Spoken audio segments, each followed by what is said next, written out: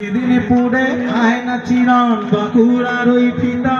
আর যতন করি বাঁধলি মাতা তাও যে বাতাসিরা क्या बात